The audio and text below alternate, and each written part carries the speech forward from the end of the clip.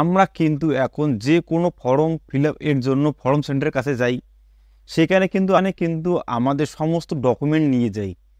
এখন থেকে কিন্তু আপনাকে সেখানে আর ডকুমেন্ট নিয়ে যেতে হবে না, কারণ একটা গভর্নমেন্ট অ্যাপ রয়েছে। সেই অ্যাপটি থেকে কিন্তু আপনি সমস্ত ডকুমেন্ট অ্যাড করতে পারবেন। এরপর থেকে কিন্তু আপনাকে আর ফর্ম সেন্টার এর কাছে ডকুমেন্ট নিয়ে যেতে হবে না। তো কীভাবে আপনি সেই অ্যাপটিতে আপনার ডকুমেন্ট অ্যাড করবেন সম্পূর্ণ ভিডিওর মাধ্যমে স্টেপ বাই স্টেপ দেখতে থাকুন। প্রথমেই আমার চ্যানেলটিকে সাবস্ক্রাইব করে পাশে থাকা বেল আইকনটি অল করে দিন। তাহলে চলে যাওয়া যাক সরাসরি মোবাইল স্ক্রিনে।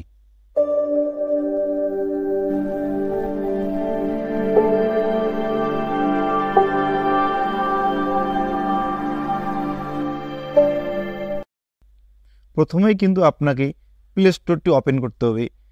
ওপেন করার পর কিন্তু নিচে সার্চ বক্সে এবার সার্চ দিতে হবে ডিজি লকার। তো অবশ্যই ডিজি লকার নিচে দেখতে পাচ্ছেন, ডিজি লকারটি এবার আনইনস্টল করে দেবেন। তো অবশ্যই ইনস্টল করে দেবেন। ইনস্টল করার পর কিছুক্ষণ সময় আপনার কাছে অপেক্ষা করতে হবে। এরপর কিন্তু অলরেডি আমার ডিজি লকারটি ইনস্টল হয়ে গেছে। তো অবশ্যই কিন্তু এরপর কিন্তু আপনাকে নিচে দেখতে পাচ্ছেন সাইটে ওপেন অপশানটা, সেখানে ক্লিক করতে হবে।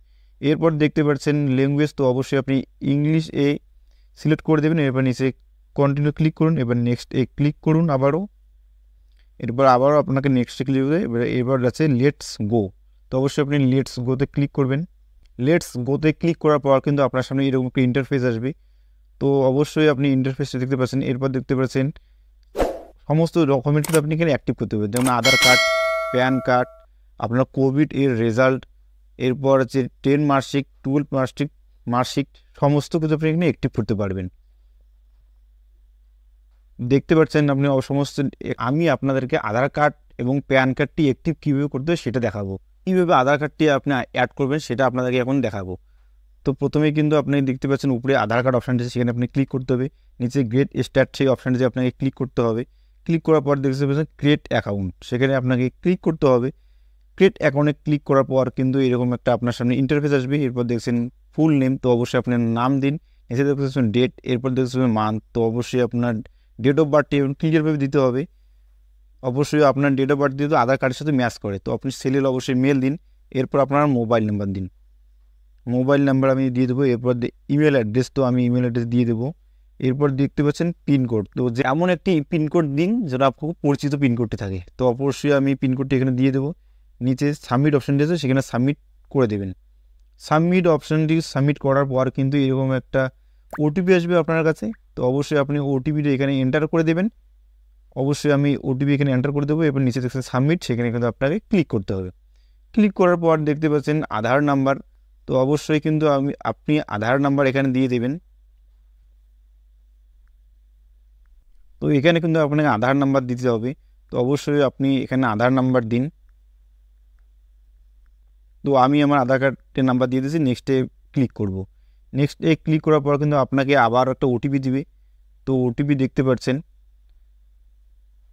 তো অলরেডি আমার এখানে ওটিপি এসেছে, আমি ওটিপি এখানে ক্লিক করে দেব। এরপর নিচে সাবমিট অপশান দিয়ে সেখানে আপনাকে সাবমিট করে দিতে হবে। সাবমিট করা হয়ে গেলে কিন্তু আপনার সামনে একটু ইন্টারফেস আসবে। তো অবশ্যই আপনি দেখতে পাচ্ছেন আপনার অলরেডি আধার কার্ডটি অ্যাক্টিভ হয়ে গেছে। আমার দেখতে পাচ্ছেন আমার আধার কার্ডটি অ্যাক্টিভ হয়ে গেছে। এভাবেই কিন্তু আপনি আপনার আধার কার্ডটি অ্যাক্টিভ করতে পারবেন। তো দেখতে পাচ্ছেন, এরপর হোমে আসুন। এরপর দেখতে পাচ্ছেন প্যান কার্ড, তো অবশ্যই আপনি প্যান কার্ড টিপবেন। এরপর উপরে টিপবেন। এরপর অলরেডি আপনার ডেট অফ বার্থ সব কিছু সমস্ত দেওয়া হয়ে গেছে। এরপর আপনাকে জাস্ট আপনার প্যান নাম্বারটা দিতে হবে। প্যান কার্ড এর নাম্বারটা আপনি দিয়ে দেবেন। তো অবশ্যই আমি প্যান কার্ডের নাম্বারটা দিয়ে দেব। প্যান কার্ডের নাম্বারটা দিয়ে নিচে প্যান কার্ড এর নাম, তো অবশ্যই আপনি যার নামে প্যান কার্ডটি এসে এখানে তার নাম দিয়ে দেবেন। নিচে গ্রেড ডকুমেন্ট, সেখানে আপনাকে গ্রেড ডকুমেন্টে ক্লিক করে দিতে হবে। গ্রেড ডকুমেন্ট ক্লিক করার পর কিন্তু অলরেডি এবারও আপনার প্যান কার্ডটি অ্যাক্টিভ হয়ে গেছে। এইভাবেই কিন্তু আপনি সমস্ত ডকুমেন্ট, সমস্ত আপনার ডিটেলস এই অ্যাপটির মধ্যে রাখতে পারবেন। এরপর থেকে আপনার ফর্ম সেন্টারের কাছে আপনাকে আর কোনো ডকুমেন্ট নিয়ে যেতে হবে না। আশা করছি ভিডিওর মাধ্যমে সম্পূর্ণ বিষয়টি আপনাকে বুঝাতে পেরেছি। এই ধরনের ভিডিও প্রত্যেক দিন চ্যানেলটিতে পাবেন। আপনাকে শুধু অল বাংলা ইনফরমেশন টিপ চ্যানেলটিকে সাবস্ক্রাইব করে দিতে হবে। ভিডিও শেষে একটা কথা আপনাদেরকে বলবো, ভালো থাকুন, সুস্থ থাকুন।